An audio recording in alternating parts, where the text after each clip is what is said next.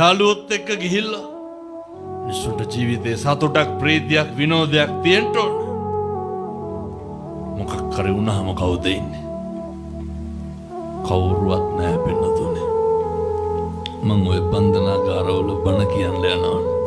අවුරුදු 21 22 කොල්ලෙක් කියනවා හාමුදුරුවනේ එළියට ගිහින් මේවා කියන්න.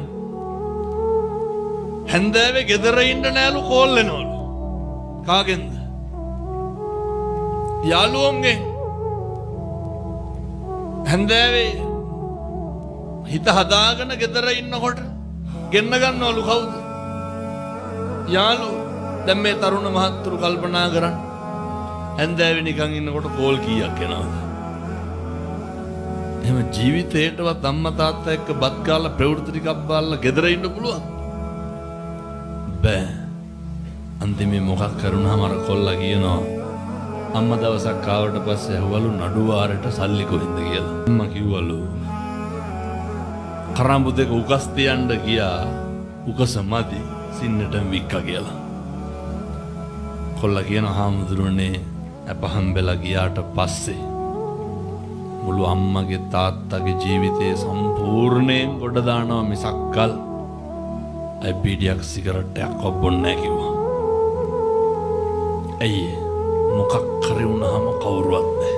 ඔය ජීවිතේ දුක් වුණා නම් දුක්ුනේ අපි වෙනුවෙන්ද අම්මා තාත්තා වෙනුවෙන්ද මේ කොහෙවත් නැහැ උන් වෙනුවෙන්ද?